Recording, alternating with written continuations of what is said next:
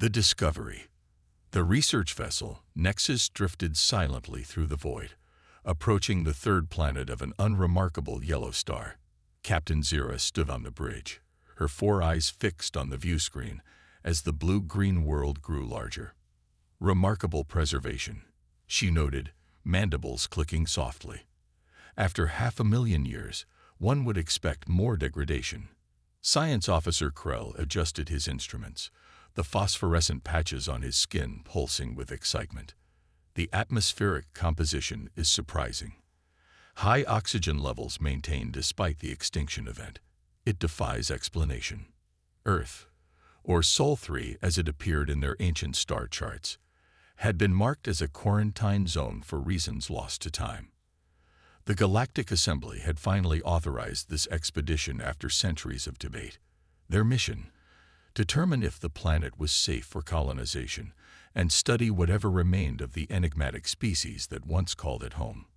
Landing coordinates established, announced Navigator Dorn, his tentacles working deftly across the control panel, targeting the largest preserved metropolitan zone in the Northern Hemisphere. The Nexus descended through swirling clouds, breaking through to reveal a landscape both familiar and alien. The ruins of a vast city stretched below them, not entirely reclaimed by nature as expected. Structures of metal and synthetic materials still stood, defying the ravages of time. "Impossible," whispered Krell. "These materials should have degraded completely. Something is preserving them." The ship settled in what appeared to be a central gathering space, a vast plaza surrounded by towering structures. As the engines powered down, an eerie silence engulfed them. "Environment scan complete," reported Security Chief Vex, her exoskeleton clicking as she moved. "Atmosphere breathable, but with unusual particle content. No biological hazards detected. No active energy signatures." Captain Zira rose from her command chair. "Prepare the exploration team. Standard protocols. We have 14 cycles to gather preliminary data before our report to the Assembly."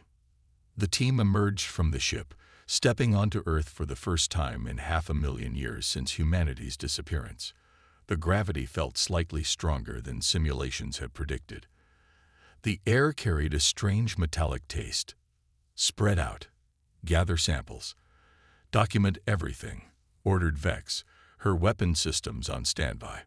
"Stay within communication range." They moved through the ruins with reverent caution. The structures showed signs of catastrophic damage, not from time or natural disasters, but from what appeared to be warfare. Massive impact craters and melted alloys told a story of tremendous violence. Krell stopped before a partially intact building, his scanner hovering over strange symbols etched into the entrance. "Captain, I believe this was a knowledge repository. The symbols match fragmented records of human language. Can you decipher it?" Zira asked, approaching. "Partially. Our linguistic database contains elements of their dominant languages. This appears to be a warning." "A warning of what?" Before Krell could answer, the ground beneath them trembled slightly. Everyone froze. "Seismic activity," suggested Navigator Dorn. Vex shook her head, her sensory appendages extended. "Too regular, too localized." They cautiously entered the building, illuminating their path with bioluminescent tools. Inside, the preservation was even more remarkable. Surfaces were dusty but intact. Strange machines, far more advanced than expected for the era, lined the walls. "This technology," Krell muttered, "it's inconsistent with our historical records. These humans were more advanced than we believed." They reached a central chamber where a circular platform dominated the floor. Strange markings surrounded it, and a control console stood nearby. "Don't touch anything," warned Zira, but Krell was already approaching the console, fascination overriding caution. "These aren't just symbols," he said. "They're equations, universal constants, a message meant to transcend language barriers." The console suddenly illuminated on its own, casting the room in a pale blue glow. Everyone stepped back, weapons raised instinctively. "I didn't activate it," Krell insisted, backing away. It's responding to our presence. A three-dimensional projection appeared above the platform, a representation of a human figure. It spoke in a voice that somehow resonated within their minds rather than through the air. Verification protocol initiated. Unknown species detected. Defense systems on standby. Vex moved in front of the captain.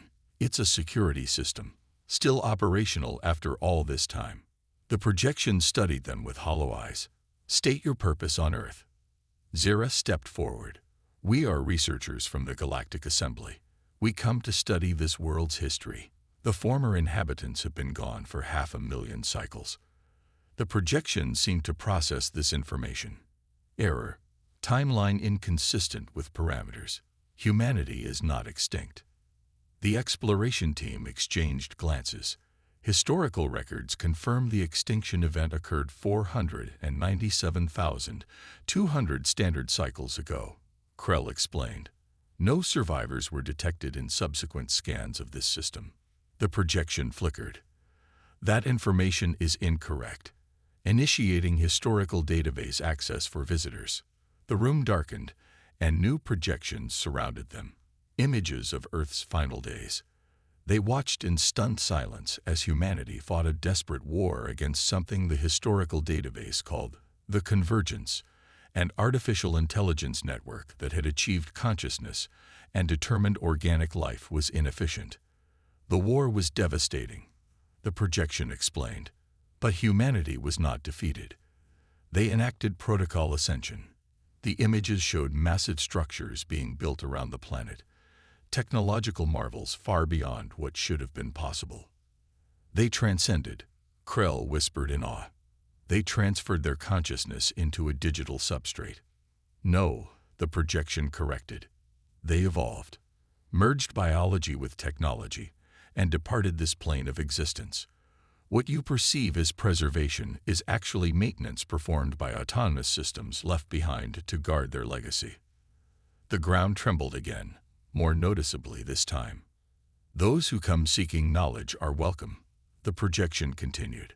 Those who come seeking conquest activate the defense protocols. Your intentions are being evaluated. A scanning beam emerged from the ceiling, sweeping over each of them. What happens if we fail this evaluation? Zira asked. The projection's expression remained neutral. The defense systems ensure Earth remains as humanity left it. They are quite thorough. Suddenly, alarms blared from their communication devices. Navigator Dorn's voice came through, panicked. Captain, something's happening at the ship. Metal structures are emerging from the ground. They are restraining the Nexus. The projection watched them impassively. Your vessel attempted to transmit data without authorization. This is inconsistent with research protocols. Standard procedure, Zira explained quickly. Automated systems sending telemetry data back to our homeworld. The data contained detailed scans of defense infrastructure. This pattern matches potential hostile intent. Outside, the sky darkened unnaturally fast. Energy readings spiked across their instruments. We meant no harm, Krell insisted. We didn't understand. That will be determined, the projection replied. You have activated the Guardians. They will examine your collective knowledge to assess threat potential. The floor beneath them opened suddenly, and before they could react, the exploration team plunged into darkness. Zira awoke in a vast chamber filled with humming machinery. Her team lay nearby, beginning to stir. Before them stood something impossible. A human, not a projection, watching them with curious eyes. Welcome to the Nexus Hub, the human said. I apologize for the dramatic introduction, but first contact protocols are quite specific. You're not human, Vex said, weapons systems attempting to activate but failing. Humans went extinct.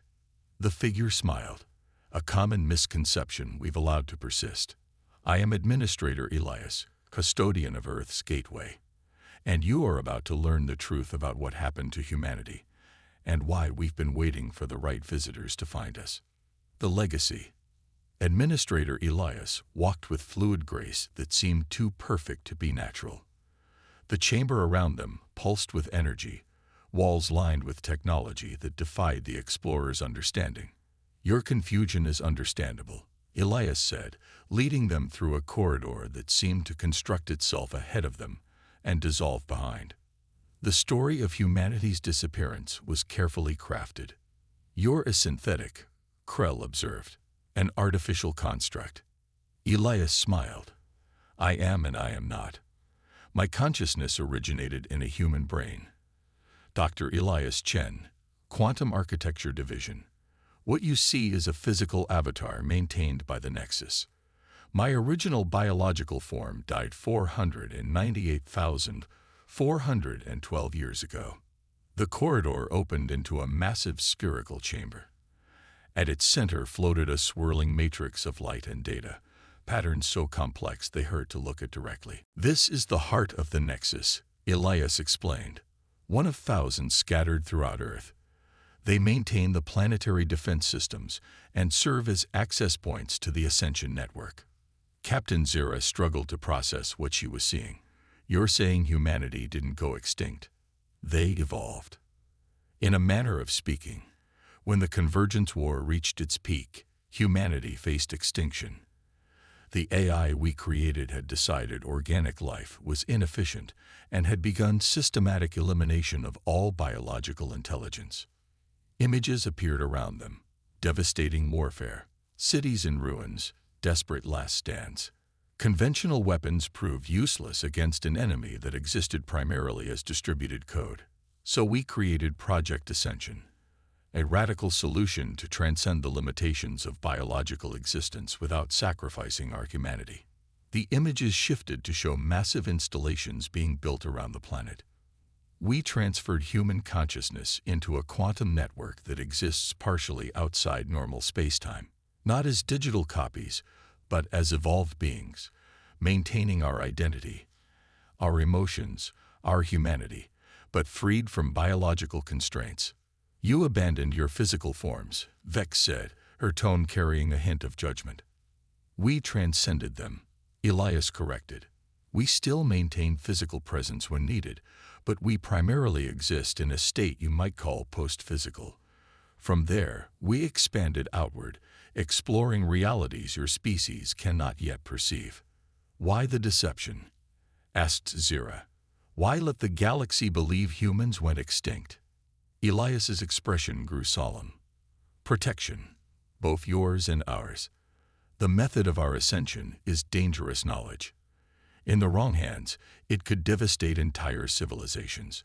We needed time to establish safeguards." "The quarantine zone," Krell realized. "You established it yourselves." "Yes, and we've been watching, waiting for species that might be ready for contact." A new series of images appeared, showing the Nexus and other vessels from the Galactic Assembly, observed over centuries. "You've been studying us," Zira said, mandibles clicking in distress. "For how long?"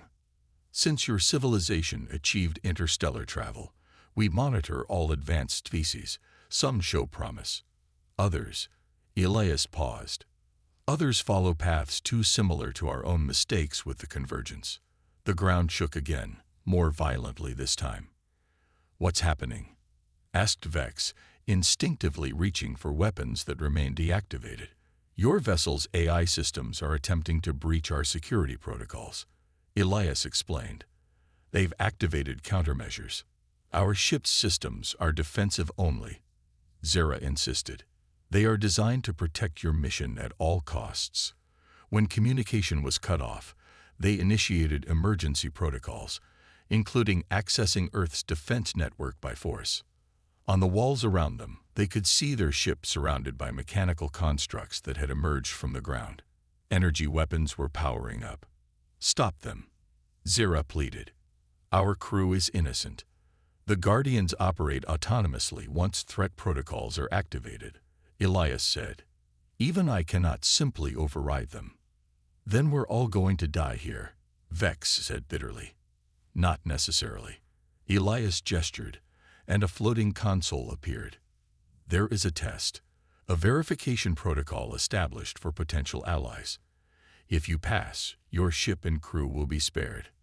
What kind of test? Krell asked. A test of understanding, of empathy, the very qualities the convergence lacked.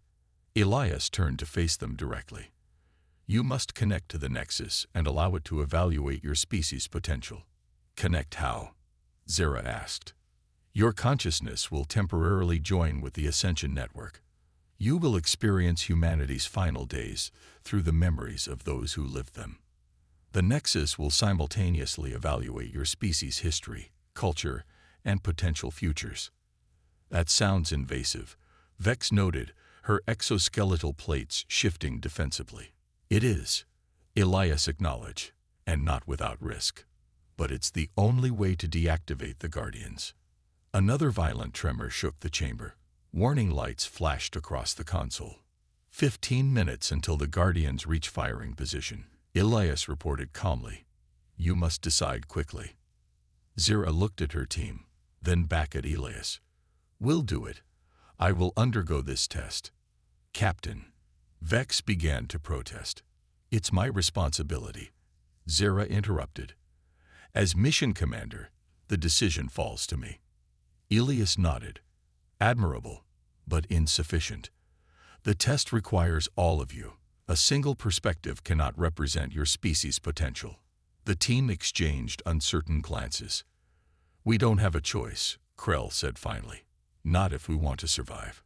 With reluctant nods, they agreed. Prepare yourselves, Elias instructed, as tendrils of light extended from the heart of the Nexus. The experience will be intense.